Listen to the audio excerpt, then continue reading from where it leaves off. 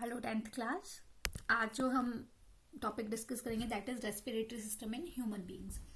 सो respiration हमें पता है it is a process in which we take the fresh air and expel out और exhale out the fall air. So what is fresh air? The air which is rich in oxygen, that is known as fresh air because we need oxygen for our various activities. So इसमें जो various parts होते हैं respiratory system के that is internal nostrils, pharynx, larynx, trachea and a pair of lungs. So these are the all parts that helps in respiration. So here is the diagram of respiratory system in human beings. So let's go through it. So this is the nasal passage, this is pharynx, then larynx, also known as voice box.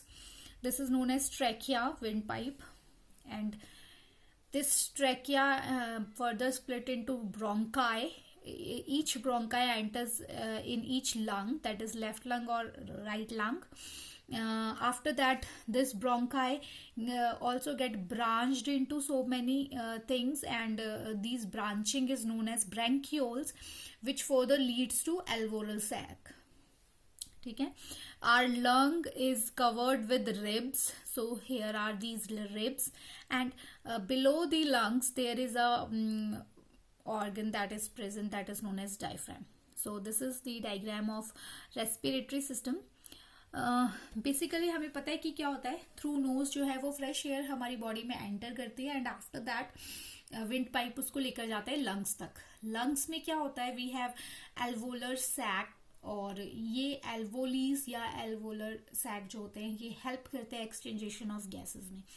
Now what exchangation of gases means, we all know that we need oxygen for our cell activities.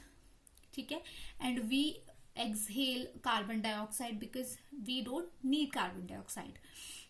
सो इस तरह की process जो है हमारी body में चलती है. Now how we distribute oxygen to each cell and how we exhale out carbon dioxide, this is all about respiration. ठीक है, तो रेस्पिरेशन में हम यही सब डिस्कस करते हैं.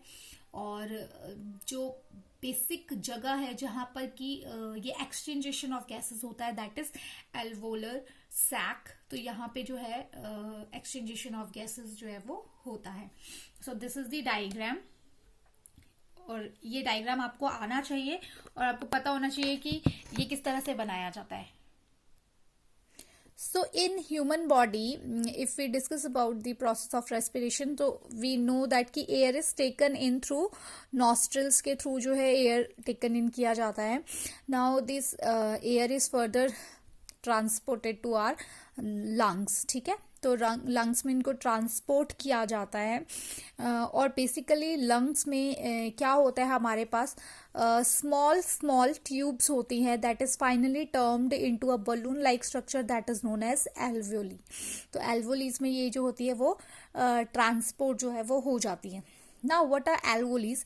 These provide a surface where the exchangation of gases takes place. Now the walls of alveoli contain extensive network of blood vessels.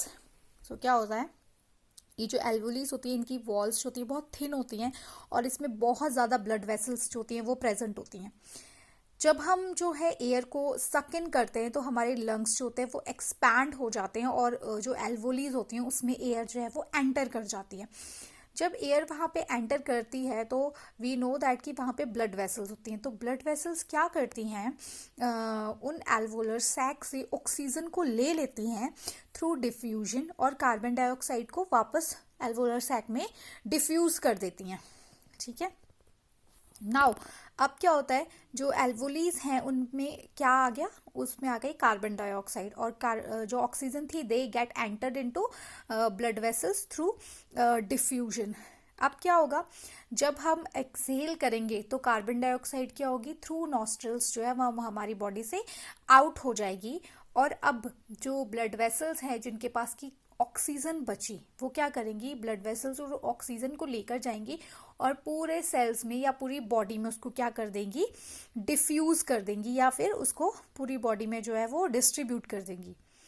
During the breathing cycle, when air is taken in and let out, the lungs always contain residual volume of air so that there is sufficient time for oxygen to be absorbed and carbon dioxide to be released. So, मतलब ये कि जब breathing होती है तो उसमें क्या होता है कि ऐसा नहीं होता जब हमने एक्सहेल किया तो हमने सारी की सारी कार्बन डाइऑक्साइड निकाल दी, कुछ एक एयर जो है वो हमारे लंग्स में रह जाती है, ठीक है। तो यही वो कहना चाह रहे हैं। इसके बाद क्या है, अगर हम देखें, हमने ये चीज़ डिस्कस करी कि जो ब्लड है वो ऑक्सीजन को कैरी करता है, बट ब्लड में ऐसा क्या होता है कि ऑक्सीजन जो है वो ब्लड की तरफ अट्रैक्ट होती है, तभी डिफ्यूजन हो पाता है, ठीक है। So there is a respiratory pigment that is present in the blood that is known as haemoglobin. ये हीमोग्लोबिन जो होता है ये बहुत ज़्यादा अट्रैक्टिव होता है टुवर्ड्स ऑक्सीजन, और ये ऑक्सीजन को क्या करता है, अपनी तरफ अट्रैक्ट कर लेता है, यानी इसकी एफिनिटी जो होती है टुवर्ड्स द ऑक्सीजन ये बहुत ज़्यादा हाई होती है, जिसकी वजह से जो ऑक्सीजन एयर में होता है, एल्वोलर सैक में होता है, वो डिफ्यूज हो जाता है ब्लड की तरफ। तो ये जो पिगमेंट है haemoglobin that helps in carrying the oxygen, और ये डिस्ट्रीब्यूशन में भी हमारे को क्या करता है, हेल्प करता है। बेसिकली ये जो पिगमेंट है, this pigment is present in red blood corpuscles. हमें पता है कि ब्लड के बहुत ज़्यादा कंपोनेंट्स होते हैं, तो उन कंपोनेंट में से एक कंपोनेंट में ये जो है रेड ब्लड कार्बोसिल्स में जो है ये हीमोग्लोबिन प्रेजेंट होता है, और ये हीमोग्लोबिन होता है जो कि ऑक्सीजन को कैरी करने में हेल्प करता है। सो this is all about the process of respiration in human beings. Now let's discuss the questions. Draw a well-labeled diagram of respiratory system. What are alveoli? Where does it present? Write down the function of alveoli. Last question is name the respiratory pigment present in humans. Thank you.